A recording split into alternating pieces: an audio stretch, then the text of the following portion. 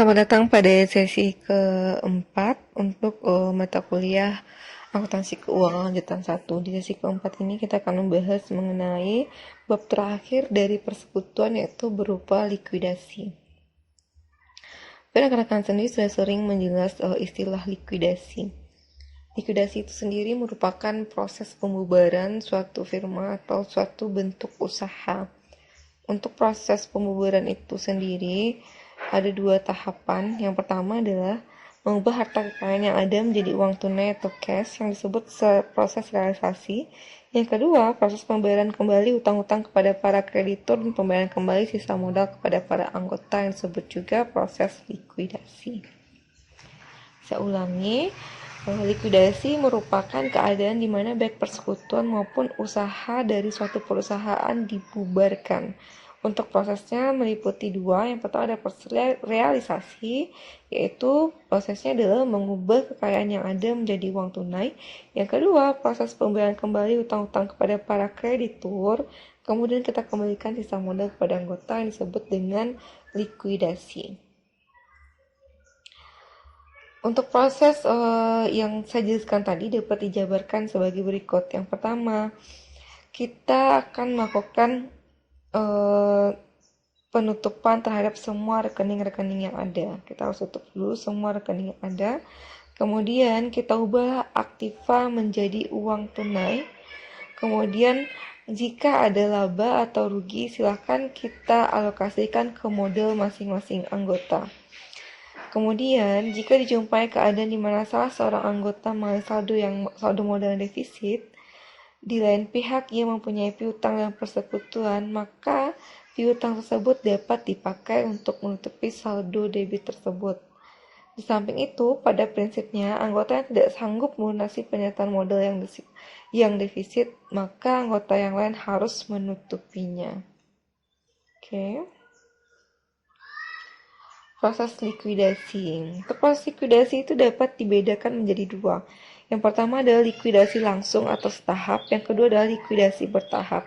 Untuk likuidasi langsung atau setahap, artinya proses realisasi aktiva non-kas dilakukan sekaligus atau dilakukan dalam satu kali atau dilakukan secara serentak.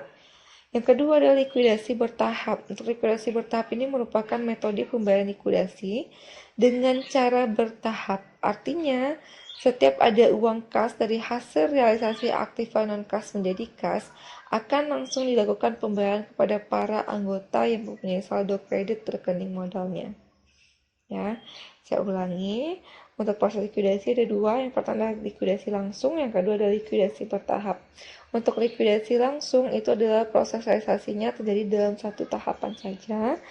Yang untuk likuidasi bertahap itu dilakukan secara bertahap, artinya setiap ada uang kas dari hasil realisasi aktiva non-kas menjadi kas, akan langsung dilakukan pembayaran kepada para anggota yang punya saldo kredit di rekening modalnya.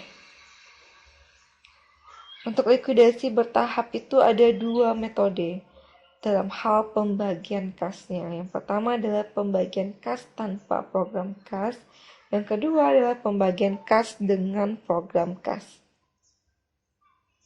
Kita lihat yang pertama, yaitu pembagian kas tanpa program kas. Prosedur yang harus dilakukan adalah sebagai berikut. Pertama, kita catat realisasi aktiva non-kas yang berhasil dijual. Kedua, kita bebankan laba atau rugi akibat realisasi aktiva non-kas kepada modal masing-masing anggota. Ketiga, kita lunasi hutang dengan menggunakan uang kas yang ada. Berikutnya, apabila ada sebagian aktiva non-kas yang belum berhasil dijual, maka dianggap suatu kerugian dan kita bebankan kerugian tersebut kepada para anggota. Berikutnya, apabila ada biaya likuidasi yang timbul, biaya tersebut dibebankan kepada para anggota sesuai dengan perbandingan pembagian laba rugi. Terakhir, kita akan bagikan kas yang ada sebagai pengembalian modal kepada anggota-anggota yang mempunyai rekening modal bersaldo kredit atau yang tidak defisit. Untuk yang kedua, yaitu pembagian kas dengan program kas. Langkahnya yang pertama adalah, atau prosedurnya, kita hitung kemampuan masing-masing anggota dalam hal penanggungan rugi maksimal dalam perusahaan tersebut. Kedua, kita susun urutan prioritas pembayaran kas kepada para anggota. Yang ketiga, kita buatlah program pembagian kas. Berikutnya, baru kita lakukan pembagian kas atau likuidasi sesuai dengan tata urutan yang berlaku dan program kas yang telah disusun. Kita masuk untuk contoh soal. Di sini ada firma A, B, C, D. Neraca per 31 Desember 2015. Bisa dilihat ya untuk neracanya.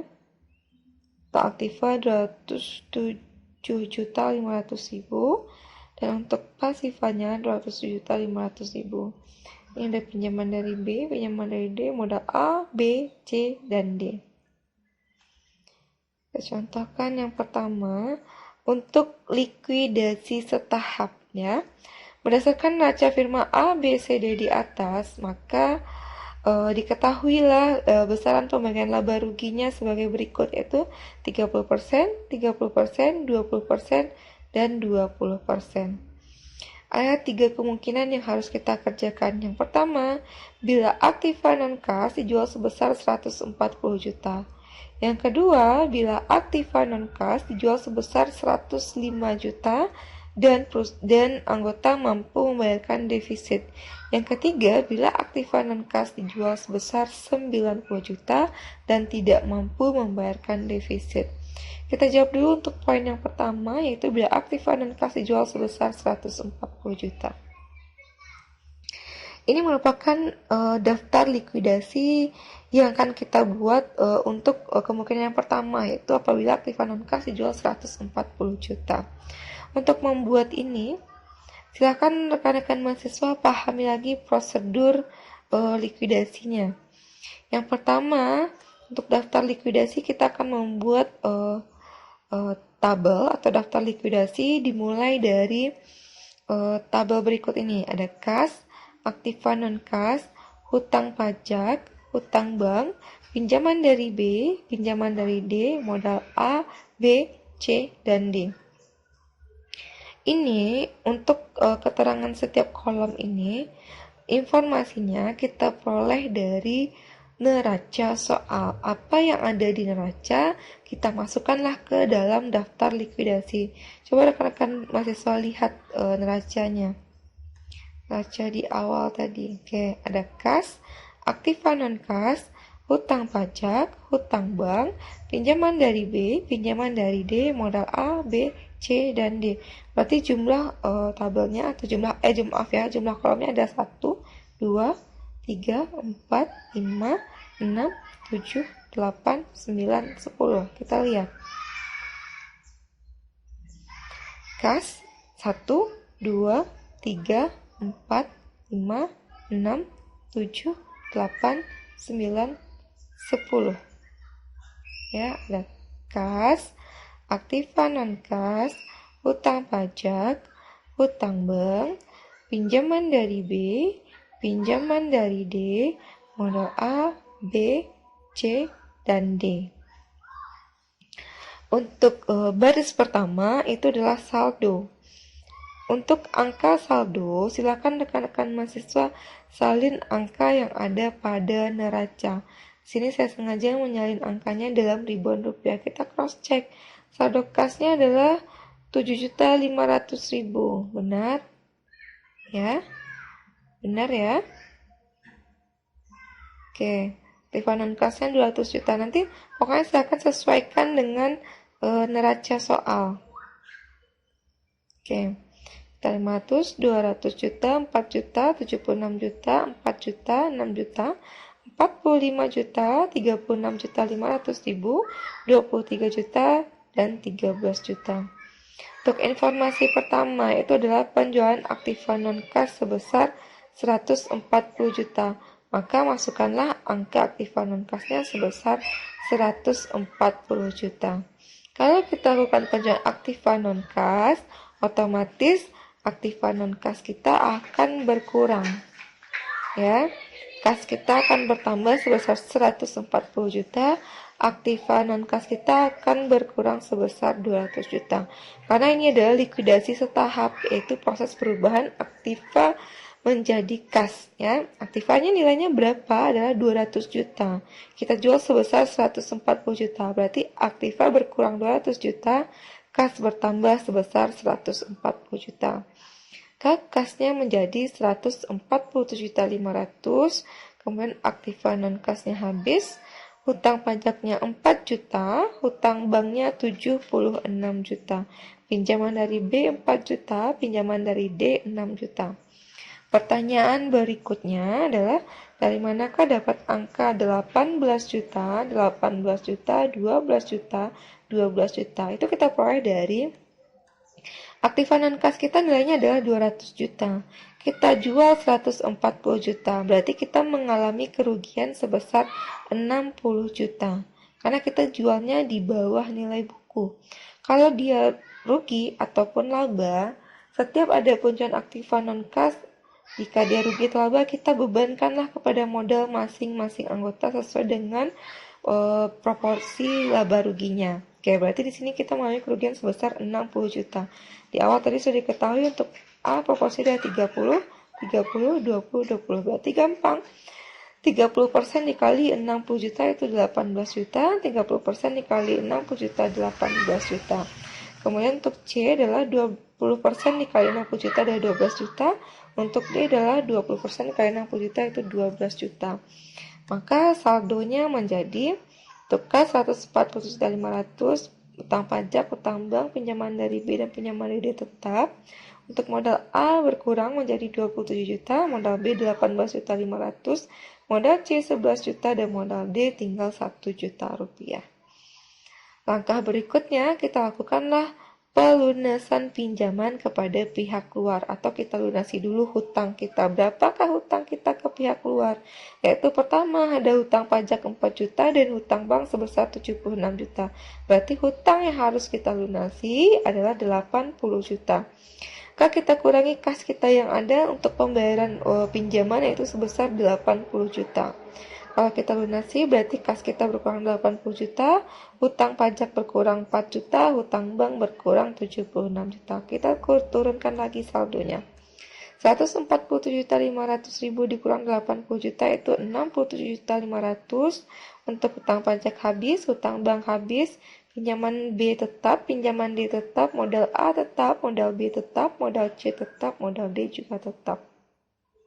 Berikutnya baru kita lakukan pelunasan pinjaman pada pihak intern.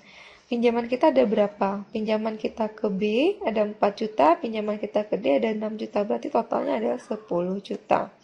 Maka 67 juta kas 67.500 kas kita yang ada, kita kurangi 10 juta.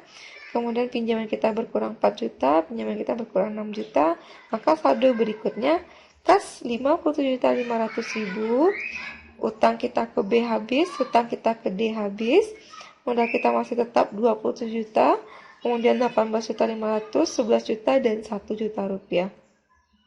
Jika semua kewajiban sudah kita lunasi, maka sisa kas yang ada baru kita bagikan kepada masing-masing anggota. Ya, berarti sisa kasnya berapa? 57.500.000 rupiah. Untuk A 27 juta, untuk B 18.500.000, untuk C 11 juta, dan untuk D 1 juta. Pembagian kas ini akan selalu sama nilainya dengan modal A, B, C, dan D untuk penjualan aktiva non-kas yang dilakukan secara setahap atau serentak. Saya harapkan rekan-rekan siswa bisa memahami dulu untuk poin yang kemungkinan yang pertama ini. Jadi untuk lebih pahamnya, rekan-rekan mahasiswa untuk menjawab pertanyaannya, ambil kertasnya, ikuti langkah yang sudah saya jelaskan tadi. Langkah pertama, kita bikin daftar likuidasi. Informasi dari daftar likuidasi semuanya berasal dari neraca soal. Kemudian kita salin saldonya dari neraca soal. Baru kita poin kedua, kita masukkan angka penjualan aktiva non-kas. Poin berikutnya, lunasi pinjaman atau hutang ke pihak luar. Poin yang berikutnya lagi, lunasi pinjaman kepada pihak intern. Jika tidak ada kewajiban lagi, baru bisa kita lakukan pembagian sisa kas.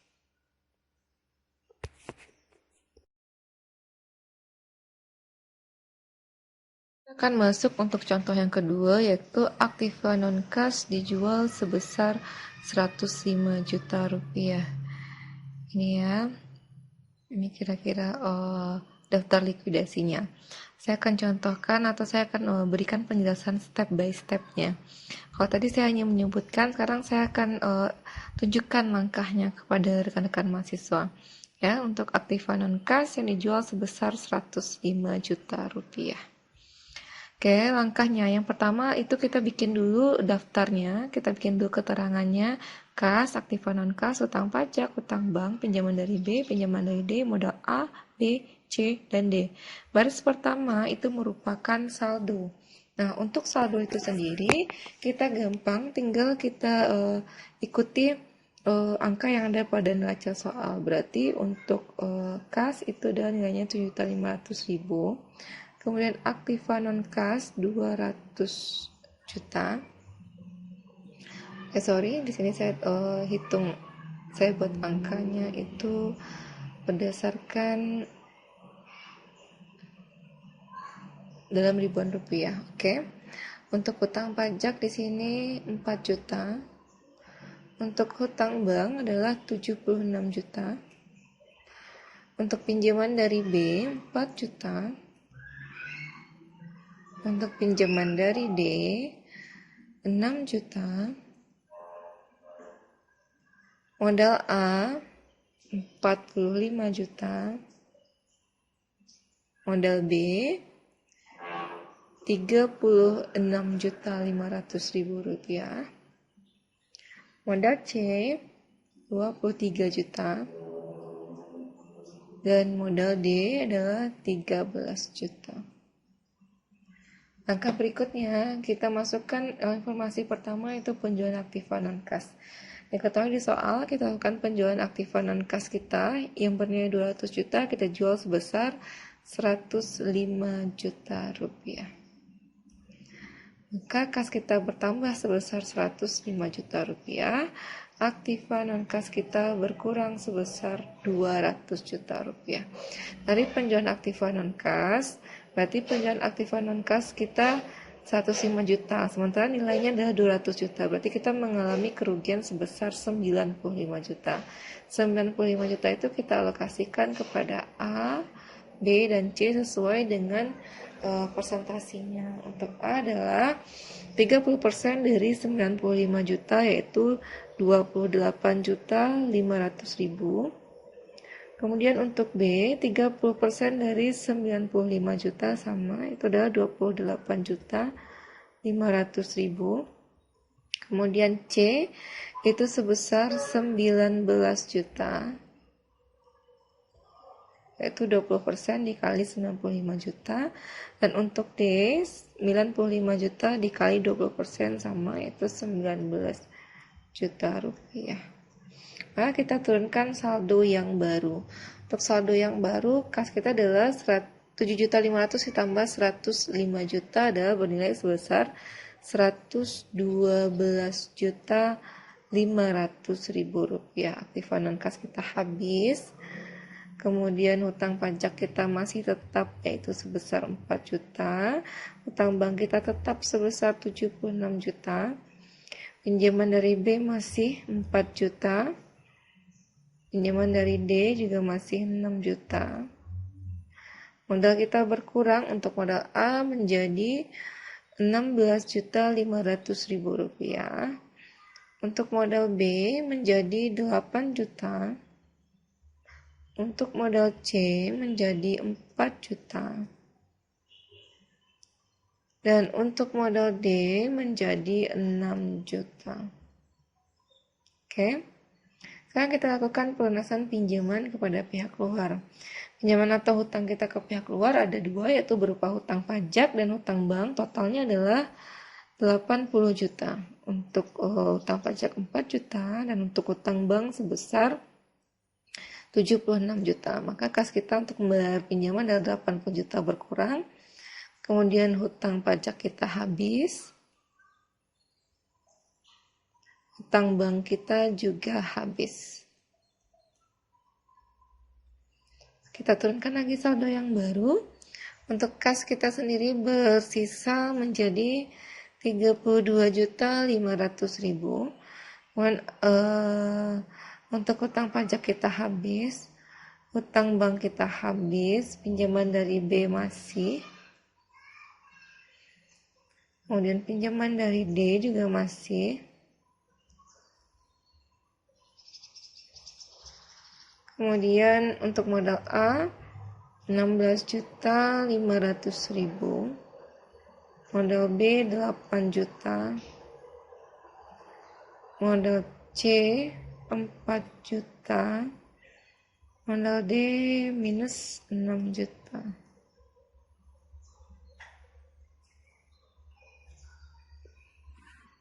Oke, maaf di sini tadi saya lupa bikin minus 6 juta nih ya. Karena saldo kita itu 13 juta, pembebanan kita 19 juta, berarti minus 6 juta. Kayak di sini yang saya katakan, jika ada anggota yang mampu membayarkan defisitnya, itu dapat dilakukan dari pinjaman yang ada oleh firma kepada anggota tersebut. Jadi di sini karena si firma mempunyai hutang kepada D dan di sini kasusnya saldo modal D defisit, maka defisit D ini dapat kita tutup dari saldo piutangnya. Ya, berarti di sini katakan si D punya piutang 6 juta, firma punya hutang 6 juta kepada si D. Nah, kita tutuplah defisit si D ini dengan cara berarti pinjamannya lunas dan modalnya bertambah sebesar saldo piutangnya, yaitu 6 juta. Maka sisa saldo yang berikutnya atau saldo yang baru adalah untuk kas tetap ya. Karena di sini kita tidak melakukan pembayaran kepada si D, maka kas kita masih tetap ya. Si D itu adalah kita alokasikan piutangnya kepada modalnya. Ya, bukan kita melakukan kas yang kita tambahkan kepada si D, tidak. Oke. Berarti saldo kas kita tetap sebesar 32.500.000. Kemudian pinjaman dari B tetap 4 juta. Pinjaman dari D habis karena telah digunakan untuk menutup defisit. Modal A 16.500.000, modal B 8 juta, modal C 4 juta, dan saldo modal D itu habis, tidak minus dan tidak ada saldo. Ya, untuk saldo D, saldo modal D itu tidak ada. Berikutnya kita lakukan pelunasan pinjaman ke pihak intern. Kita masih punya pinjaman ke pihak intern sebesar 4 juta yaitu kepada si B. Maka saldo modal kita kurangi sebesar 4 juta dan pinjaman kita juga berkurang sebesar 4 juta. Kita turunkan saldo modal yang baru atau saldo yang baru, yaitu untuk kas sendiri adalah 32.500.000 dikurang 4 juta, berarti saldonya yang baru adalah 28.500.000. Kemudian pinjamannya habis. Saldo modal A 16.500.000, saldo modal B 8 juta, saldo modal C 4 juta, saldo modal D tidak ada ya. Baru kita lakukanlah pembagian kas yang ada atau pembagian sisa kas, yaitu sebesar 28.500.000. Untuk A itu adalah 16.500.000. Untuk B 8 juta.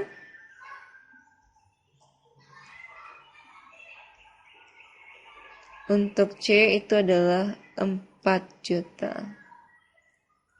Oke, berarti kalau sudah kita lakukan pendistribusian sisa kas atau sudah kita lakukan pembagian kas, berarti selesailah daftar likuidasi untuk penjualan aktiva non-kas sebesar 105 juta rupiah.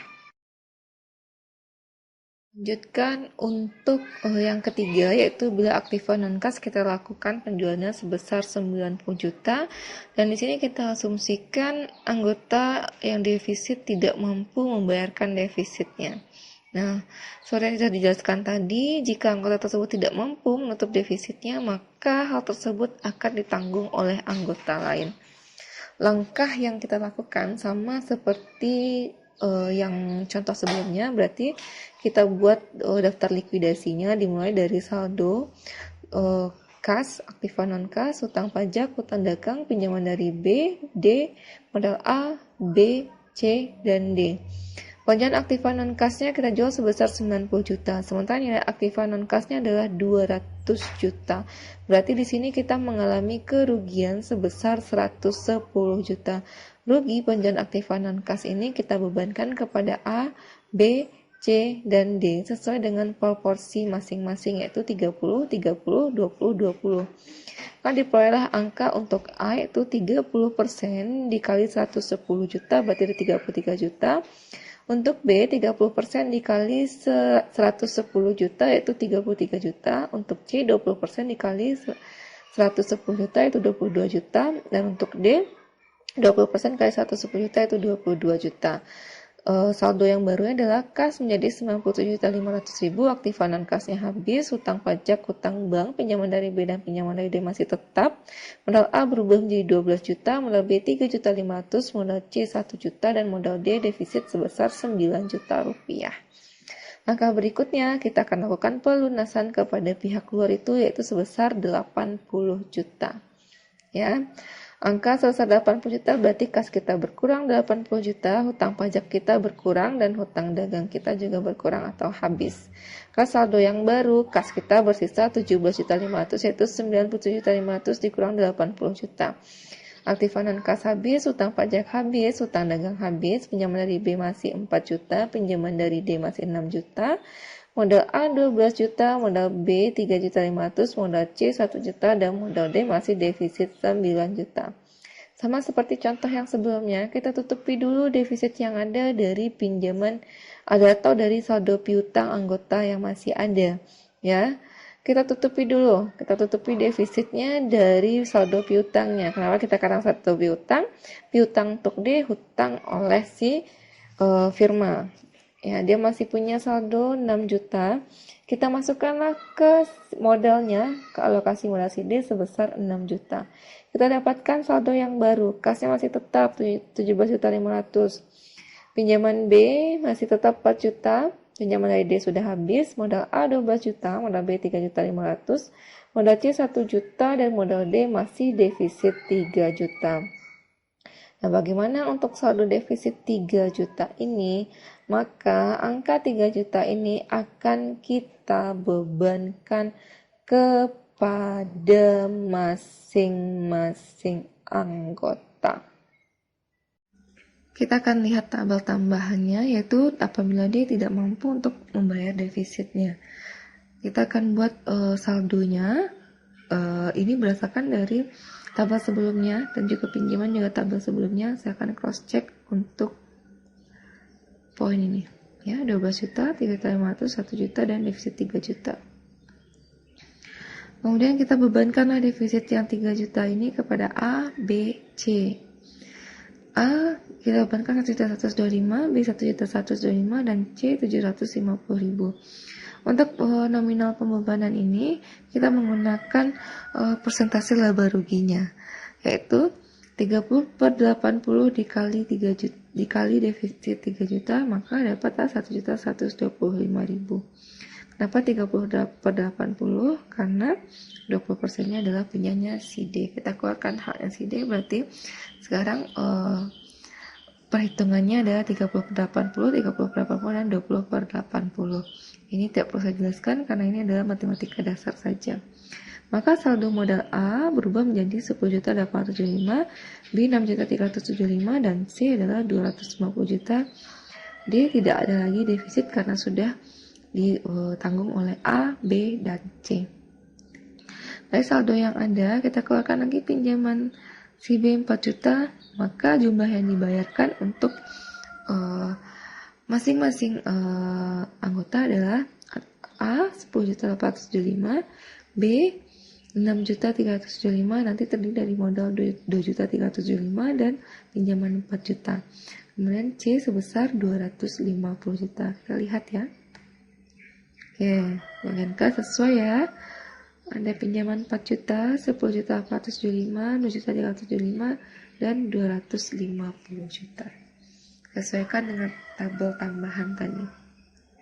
Ternyata setelah kita lakukan pembagian kas, masih ada modal untuk A, B, dan C yang harus kita bayarkan sebesar 1.125, 1.125, 750.000, dan D defisit 3 juta. Karena tadi D sudah ditanggung oleh A, B, dan C, maka D lakukanlah setorannya sebesar 3 juta. D lakukan setoran 3 juta, maka akan menutupi modal defisitnya. Setelah modal defisitnya tertutupi, baru bisa kita lakukan pembagian kas kepada A, B, dan C. Ya, berarti selesai. Habis untuk likuidasi setahap. Kita akan lihat untuk likuidasi atau untuk contoh berikutnya adalah likuidasi bertahap atau berangsur. Untuk likuidasi bertahap itu tadi ada dua. Yang pertama adalah tanpa program kas dan yang kedua adalah dengan program kas. Kita lihat dulu untuk yang pertama yaitu tanpa program kas. Di sini diketahui penonaktifan kas dari dalam 4 tahapan, yaitu bulan Januari, Februari, Maret, dan April. NB itu adalah nilai buku. Bulan Januari nilai buku aktiva bersihnya adalah 139.700.000 dan dijual tunai 100 juta. Februarinya nilai bukunya adalah 32.600.000 dan dijual 12.400.000. Bulan Maretnya nilai buku 18.400.000 dan dijual 15 juta. April nilai buku 9.300.000 dan dijual 9.500.000. Ya, ini adalah daftar likuidasi bertahapnya. Ini adalah realisasi pertama. Ada distribusi pertama, realisasi kedua, realisasi ketiga, dan realisasi keempat. Untuk ini hampir sama langkah dengan yang bertahap. Ya, kita bikinlah daftar likuidasinya. Kita gunakanlah informasi neraca soal. Realisasi pertama itu adalah kas 100 juta dari nilai buku 139.700. Ini berdasarkan soal sebelumnya. Katanya diketahui pada bulan Januari nilai buku untuk aktiva non kasnya adalah 139.700.000 dan dijual sebesar 100 juta. Ya, maka kan kita lihat nilai kas kita yang ada menjadi 107.500.000 dan aktiva non kas kita bersisa 60.300.000. Utang pajak kita 4 juta, utang dagang 70 juta, pinjaman B 4 juta, pinjaman D 6 juta. Untuk modal A, B, C, dan D itu juga mengalami kekurangan karena nilai aktiva non kas kita 139.700.000. Kita jual 100 juta, berarti kita mengalami kerugian sebesar 39.700.000. Kerugian itu akan ditanggung oleh A, B, C, dan D. Maka adalah saldo modal yang baru 33.090.000. 24.550.000, 15.060.000, dan 5.060.000. Kita lakukan pembayaran pinjaman kepada pihak luar yaitu sebesar 80 juta terdiri dari utang pajak 4 juta, utang dagang 76 juta. Maka saldo kas kita bersisa 27.500.000, utang pajak habis, utang dagang habis, pinjaman B, pinjaman D, modal A, B, C, dan D masih tetap. Baru kita lakukan distribusi yang pertama atau kita berikan kas untuk realisasi yang pertama yaitu sebesar 27.500.000. Dari manakah dapat angka 4 juta, 14.625, 6.125, dan 2.750.000 ini. Untuk likuidasi bertahap itu kita akan menggunakan tabel tambahan atau tabel pembantu. Kita lihat ya. Nah, untuk tabel distribusi pertama, itu kita gunakanlah tabel pembantu yang pertama. Kita buat daftar tabel distribusi 1 dengan informasinya ada saldo yang terdiri dari modal A, B, C, dan D. Kita masukkan kepentingan lainnya untuk B 4 juta, untuk D 6 juta. Kalau saldo yang barunya adalah modal A 33.90.000, B 28.590.000, C 15.60.000, dan D 11.60.000. Seperti penjelasan materi sebelumnya, pada likuidasi bertahap, setiap terjadi realisasi, maka sisa aset itu kita asumsikan dulu itu merupakan kemungkinan rugi sisa aset jika tidak terjual. Kemungkinan rugi tersebut akan kita bebankan kepada A, B, C, dan D. Ya, kita bebankan sesuai dengan proporsinya, yaitu 30, 30, 20, dan 20. Untuk A berarti 30% dikali 60.300, B 30% dikali 60.300, C 20% dikali 60.300, dan D 20% dikali 60.300. Modal yang baru atau saldo yang baru, A menjadi 15 juta, B 10.500.000, C 3 juta, dan D defisit 1 juta. Kita tutupi dulu kemungkinan rugi defisit sekutu lain, sama dengan perhitungannya atau cara menghitungnya sama dengan contoh sebelumnya. Kita bebankanlah kepada A, B, dan C. Berarti 30 per 80 dikali 1 juta, 30 per 80 dikali 1 juta, dan 20 per 80 dikali 1 juta. Maka saldo modal A menjadi 14.625.000, B 10.125.000, C 2.750.000, dan D habis, tidak ada defisit lain. Baru kita bisa lakukan pembagian sisa kas yang 27.500.000 rupiah. Itu untuk alokasinya. Modal untuk A 14.625, untuk B kita alokasikan ke pinjamannya 4 juta atau ke piutangnya 4 juta, kemudian ke modal B 6.125.000, dan ke modal C 2.750.000. D tidak mendapat pembagian sisa kas karena saldonya 0. Ya, kita lihat. Ini adalah tabel untuk distribusi yang pertama. Ya, kita cocokkan distribusinya. Ya, ada pinjaman 4 juta, 14.625, 6.105, dan 2.750. Nanti silakan rekan mahasiswa cocokkan angka yang tertulis di daftar likuidasi dengan tabel distribusi. Kita turunkan saldo yang baru. Kas kita habis karena sudah kita distribusikan. Aktifan non kas kita 60.300, pinjaman dari D 6 juta, modal A 18.465, B 18.465.000, C 12.310.000, dan D 5.060.000. Realisasi keduanya adalah aktifan non kas nilai bukunya 32.600.000, penjualannya 12.400.000.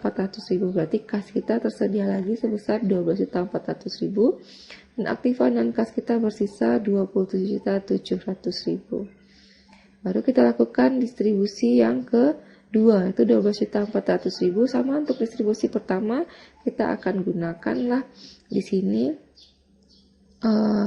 tabel tambahan. Itu tabel distribusi yang kedua, sama seperti tadi ya. Rekan mahasiswa dapat lihat jika masih ada sisa aset atau sisa aktifan non kas, itu kita anggap adalah kemungkinan rugi sisa aset yang kita bebankan pada A, B, C, dan D. Kemudian akan kita hitung saldo yang baru kita lakukan pembayaran sisa kas sebesar 12.400.000.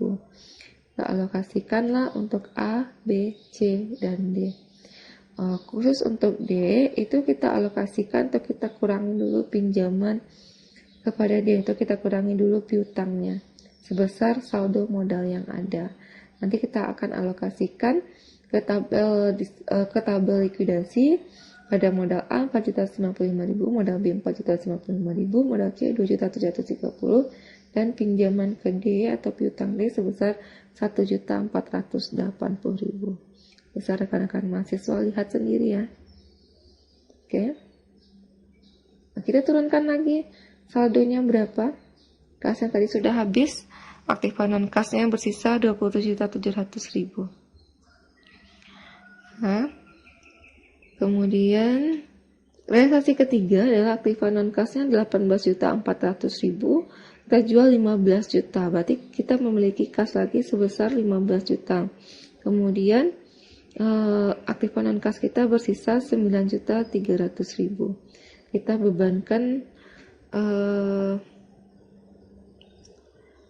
bebankan rugi kepada A, B, C, dan D sesuai dengan penjualan kita.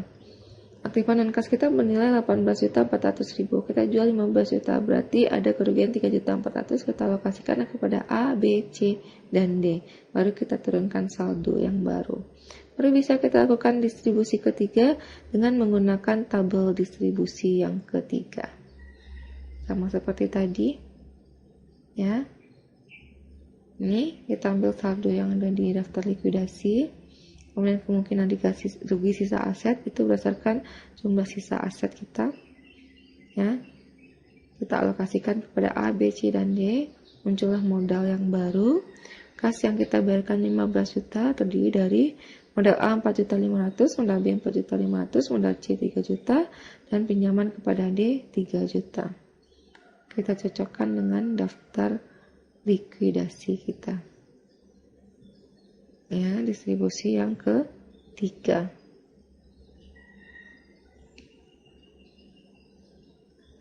Kita lanjut untuk realisasi yang keempat, yaitu aktiva non-kas kita bernilai 9.300.000, kita jual 9.500.000. Berarti di sini kita peroleh keuntungan karena aktiva non-kas yang nilainya 9.300.000 kita jual 9.500.000. Berarti ada keuntungan sebesar 200.000. Keuntungan 200.000 ini sama seperti tadi. Kalau tadi mau dia untung, mau dia rugi, kita akan alokasikan ke modal A, B, C, dan D.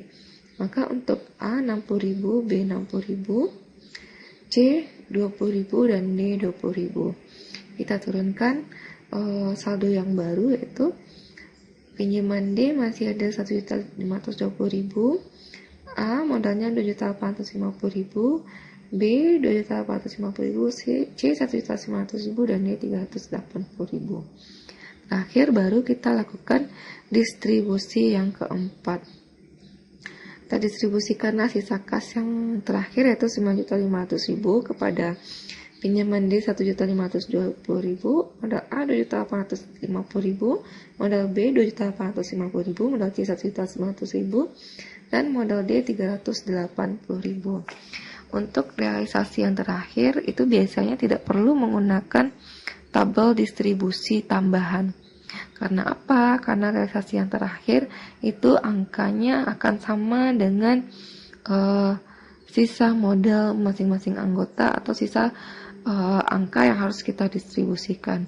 Kalau likuidasi bertahapnya ada 4 tahap, berarti kita hanya perlu membuat tabel distribusi sampai tabel distribusi ketiga.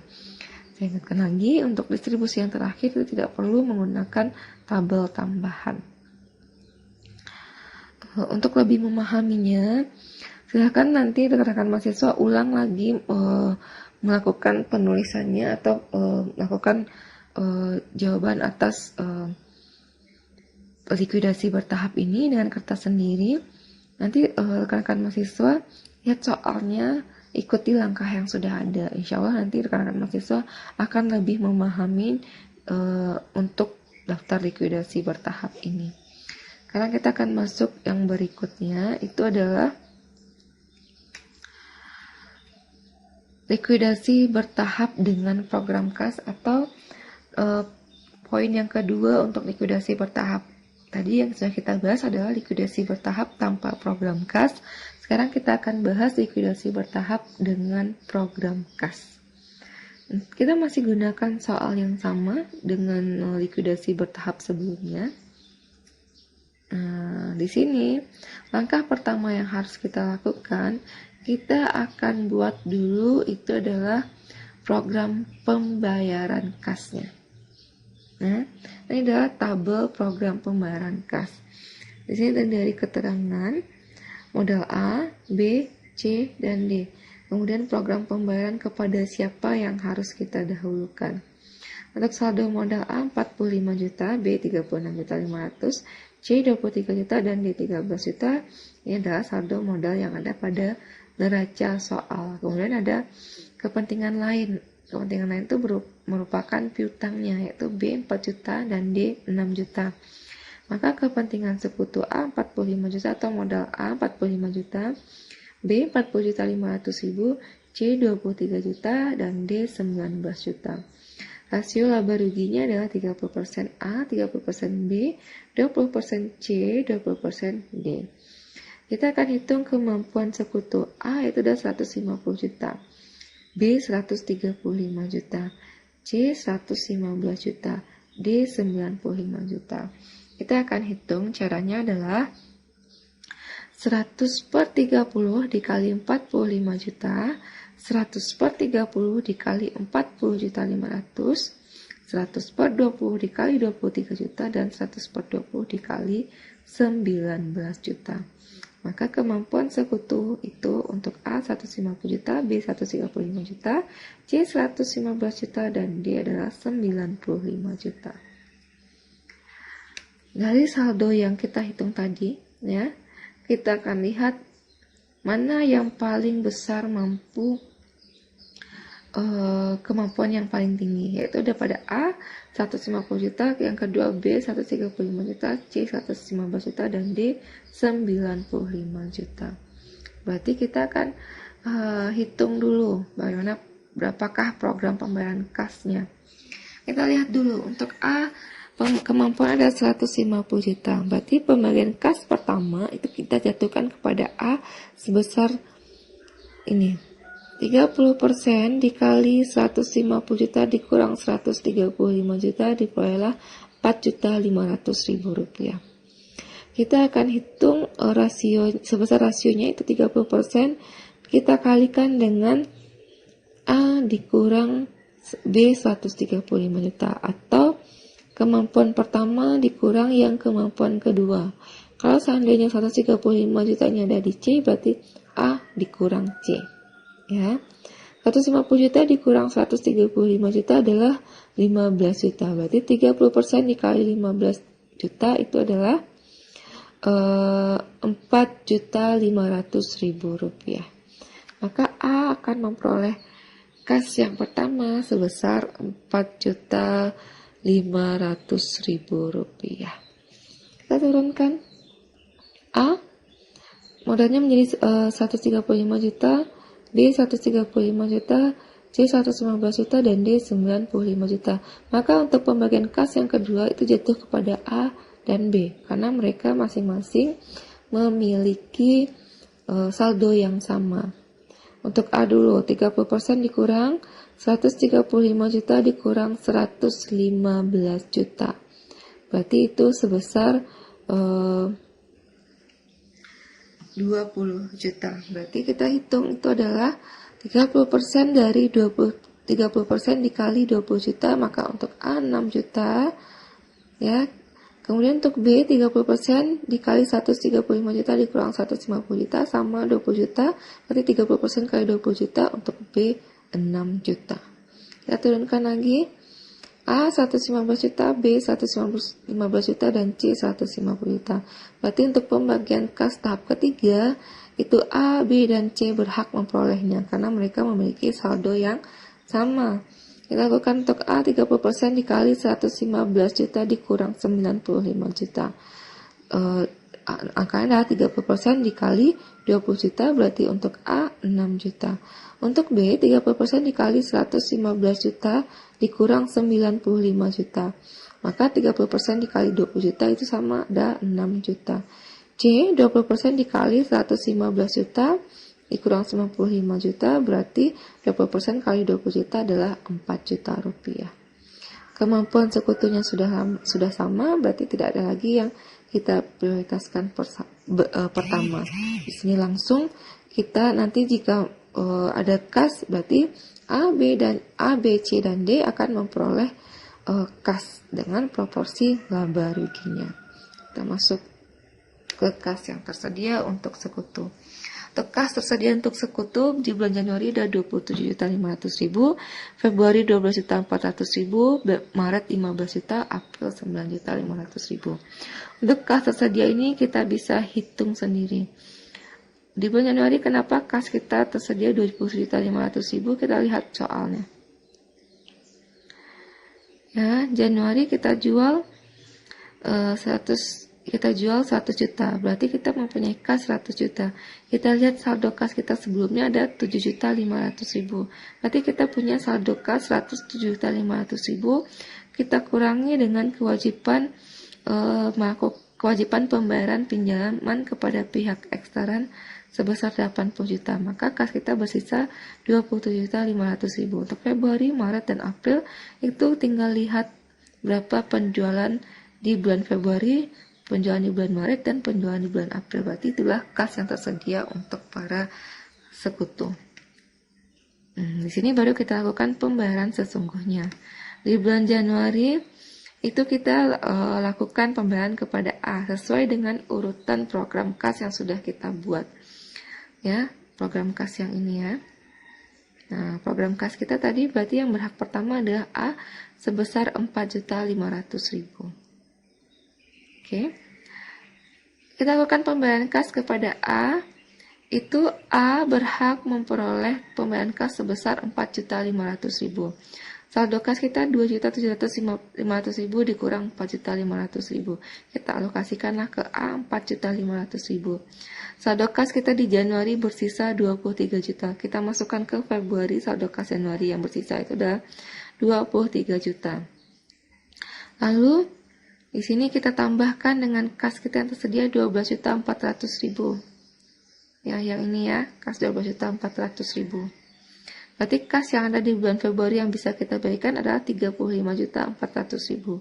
Sementara yang harus kita bagikan di bulan Februari ini adalah 12 juta, yaitu 6 juta untuk A, 6 juta untuk B. Ini sesuai dengan tabel program pembayaran kas tadi. Berarti kas kita bersisa 23.400.000, kita masukkan lagi ke kas bulan Maret yaitu 23.400.000 ditambah kas bulan Maret 15 juta menjadi 38.400.000. Kas yang harus kita bayar hanya 16 juta, berarti masih sisa 22.400.000.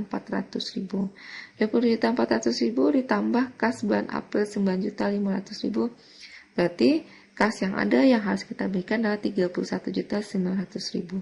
Sesuai dengan saya katakan tadi, di tahapan keempat atau di bulan April kemampuan sekutunya sudah sama, berarti mereka semua berhak memperoleh kas yang tersedia berdasarkan rasio laba ruginya. Berarti kita alokasikan untuk A, B, C, dan D berdasarkan rasio laba ruginya adalah 30% A, 30% B, 20% C, 20% D sesuai kas yang ada yaitu 31.900.000.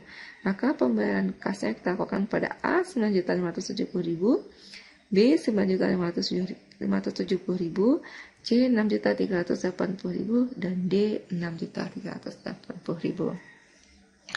Sudah selesai saya jelaskan untuk likuidasi langsung atau sekaligus, likuidasi bertahap dengan program kas dan tanpa program kas. Berarti selesai materi untuk persekutuan kita. Saya harapkan rekan-rekan mahasiswa bisa memahami materi yang sudah saya jelaskan, dan jika belum paham nanti kita akan lanjut untuk diskusi. Jadi kalau ada materi yang tidak paham, silahkan ajukan pertanyaan pada sesi diskusi. Berakhir materi likuidasi berarti sudah selesai kita membahas untuk materi persekutuan. Oke, terima kasih atas perhatiannya. Saya akhiri perkuliahan kita. Assalamualaikum warahmatullahi wabarakatuh.